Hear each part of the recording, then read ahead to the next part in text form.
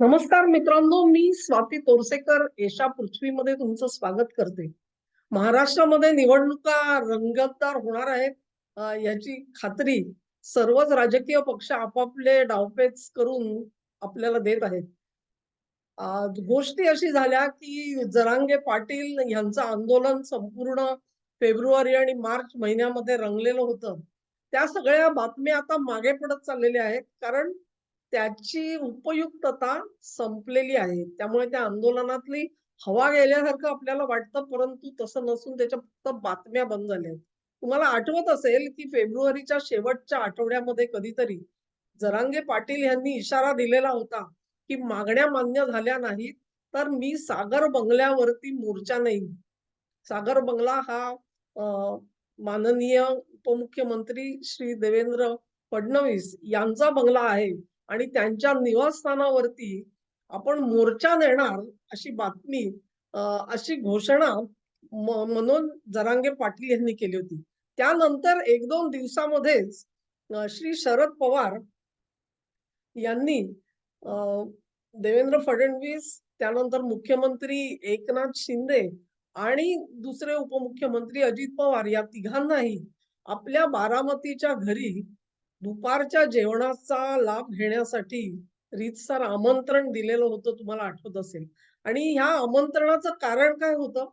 तर बारामतीमध्ये ह्या तिघांनी मिळून एक रोजगार मेळावा घेण्यासाठी प्रयत्न केलेला होता. त्याची सभा आयोजित केलेली होती आणि तिथे हे तिघेही जण येणार होते. बारामतीमध्ये अशा तऱ्हेने रोजगार मेळावा म्हणून एक असा मेळावा घेणं हीच एक अभूतपूर्व गोष्ट होती. परंतु आपल्या कुटुंबाच्या परंपरेनुसार मतदारसंघामध्ये जर का वरिष्ठ व्यक्ती आल्या तर आम्ही त्यांना घरी जेवायला बोलवतो. अशी आमची परंपरा आहे असं श्री पवार म्हणाले आणि त्यानुसार त्यांनी हे आमंत्रण पाठवलेलं होतं. अर्थात तिन्ही मान्यवरांनी ते नाकारलेलं होतं आणि त्यांच्या कडे वेळ नाही म्हणून किंवा अन्य काही कारण देऊन तिघांनीही अशा प्रकारे जेवायला जाण्यासाठी टाळाटाळ केलेली होती, तुम्हाला आठवत असेल. आणि मग त्यानंतर मला वाटतं 7 मार्चला अशा बातम्या प्रसिद्ध झाल्या की श्रीमती सुप्रिया सुळे आणि त्यांचे पिताश्री दोघांनीही सागर बंगल्यावर जाऊन श्री देवेंद्र फडणवीस यांची छुपी भेट घेतली. ही भेट जी आहे ती कुठेही प्रकाशात आलेली नव्हती किंवा अधिकृत म्हणा किंवा आधीच जाहीर झालेली भेट नव्हती. परंतु ज्या प्रकारे तिथे वाहतूक नियंत्रित करण्यात आली आणि गाड्या कशा गेल्या वगैरे वगैरे सर्व चर्चा आपण ऐकल्या असतील. त्यामुळे प्राण तळमळला तेव्हा सागर बंगला आठवला अशी परिस्थिती पवार कुटुंबियांची झालेली आपण बघितली. आणि ही गोष्ट आहे 7 मार्चची, जेव्हा निवडणुकीची काही महत्वाची पावलं पडलेली सुद्धा नव्हती. म्हणजेच आचारसंहिता सुद्धा लागू झालेली नव्हती. यानंतर आचारसंहिता लागू झाली. त्या अगोदरच श्री अजित पवार यांनी सुनेत्राताईंचं नाव बारामतीसाठी उमेदवार म्हणून घोषित केलेलं होतं. त्यांच्या नावाचे फलक सगळीकडे लागलेले होते आणि मग बारामतीमधून आपली कन्या सुप्रिया हिला उमेदवारी देणं हे शरद पवारांसाठी अनिवार्यच होतं. त्या तिथल्या सिटिंग खासदार आहेत, त्यामुळे त्यांची जी जागा आहे ती त्यांना मिळायला हवी असं पवारांना वाटलं तर नवल नाही. परंतु आता मित्रांनो, एकंदरीतच बारामतीमधलं चित्र झपाट्याने बदलताना दिसतंय. महाराष्ट्रातलं सुद्धा बदलताना दिसतंय. तेव्हा या सगळ्या निवडणुकीमध्ये शरद पवार यांचं नेमकी भूमिका काय राहणार आहे? नेमका रोल काय आहे? भाजपचा विजय रथ रोखायचा म्हणून इंडिया अलायन्स तयार करण्यात आला. त्या इंडिया अलायन्सच्या सर्व बैठकांमध्ये साहेब स्वतः गेलेले होते. महाराष्ट्रातले इतरही पक्ष त्यांना घेऊन ते गेलेले होते. आमंत्रण होतं ते उबाठा यांच्या शिवसेनेला तिथे अर्थातच काँग्रेस पक्ष आणि महाराष्ट्रातले नेते हे उपस्थित असायचे. तेव्हा ह्या सगळ्या प्रकारामध्ये पवार इंडिया अलायन्ससाठी महाराष्ट्रामध्ये हे मी म्हणेन की त्यांचे निर्विवाद नेते मानले पाहिजे. सर्वात ज्येष्ठ नेते तिन्ही पक्षामधले मिळून आणि अनेक कार्यकर्ते त्यांना मानतात. अशा एक स्टेचर किंवा एक महिमा त्यांचा हा महाराष्ट्रामध्ये गाजतो. त्याच्यामुळे सर्व जे कार्यकर्ते असतात ते पवार सांगतील ते ऐकणारे अ, सर्वत्र आपल्याला बघायला मिळतात. आणि हे जे 3 पक्ष आहेत, या 3 पक्षांमध्ये सुद्धा पवार यांचं म्हणणं मानणारे अनेक जण होते आणि म्हणूनच इंडिया अलायन्स ज्याला आपण म्हणतो बाय डिफॉल्ट किंवा पदसिद्ध नाही म्हणता येणार, परंतु असंच नॅचरल नेतृत्व जे आहे ते खरं म्हणजे ज्येष्ठ पवारांकडेच होतं. आता ह्या ज्येष्ठ पवारांना महाराष्ट्रामध्ये परिस्थिती अशी तयार झालेली आहे, की नेमकं त्यांची सगळी जी शक्ती आहे, त्यांची सगळी जी बुद्धिमत्ता आहे, ती बारामतीमध्ये त्यांना पणाला लावायला लागत आहे. कारण तिथे आपली शक्ती कमी पडता कामा नये. बारामती वाचवायला पाहिजे.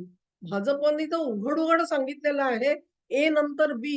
अमेठीमध्ये राहुल गांधी यांचा पराभव आम्ही केला 2019 मध्ये. आता बीची पाळी आहे आणि हा बी म्हणजे बारामती असतो.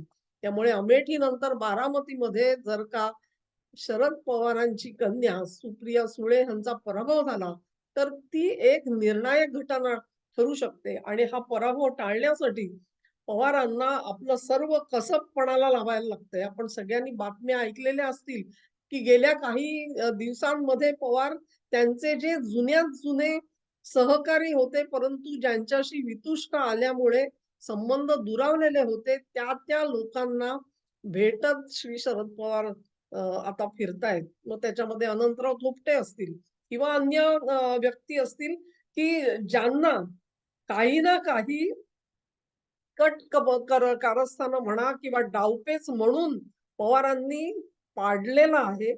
असे जे महत्वाचे लोक आहेत, त्यांना आता पवार जाऊन भेटतायत. त्यांची सुद्धा साथ आपल्याला आज आवश्यक आहे, असं पवारांना वाटू लागलेलं आहे. इतपत आव्हान बारामतीमध्ये श्री अजित पवार यांनी त्यांच्यासाठी उभं केलेलं आहे. हे अगदी निश्चित आहे मित्रांनो. आणि मग अ, आपले सगळे जे मराठी पत्रकार आहेत, ते तर काय धन्यच आहेत. तुम्हाला आठवत असेल, की गेल्या वेळेला विधानसभा निवडणुकीमध्ये ज्यावेळेला प्रचार चालू होता आणि त्याच्यामध्ये एका प्रचार सभेमध्ये पाऊस पडला आणि त्याच्यामध्ये पवारसाहेब भिजले.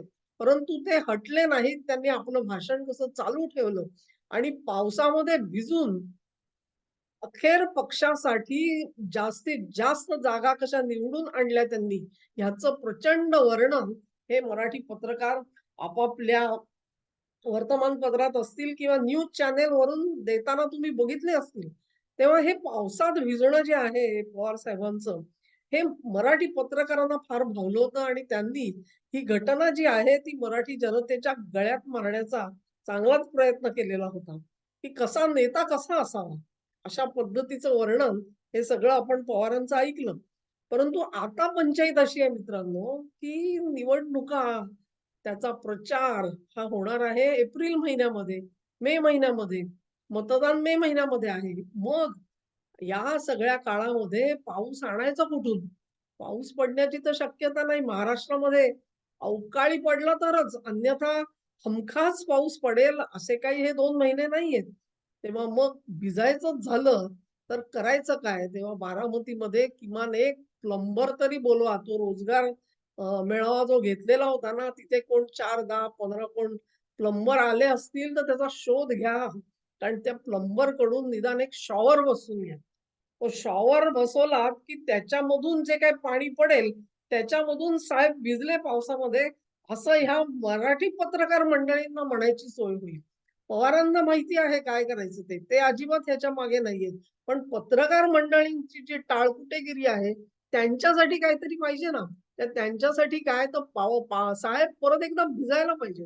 ते भिजले, की मग पुढची गाथा जी आहे त्यांची ती तयार असते. त्यात ती भिजायची असेल, तर रोजगार मेळावा लागतो. रोजगार मेळावा आला, की तिथे प्लंबर येतात. प्लंबर आले, की ते चांगले शॉवर बसवून देतील. सभास्थानी बसवायचे का आणि कुठे बसवायचं याचं मार्गदर्शन जे आहे, ते आपले ज्येष्ठ सगळे संपादक जे आहेत, ज्यांना मी कुवा केराई म्हणते.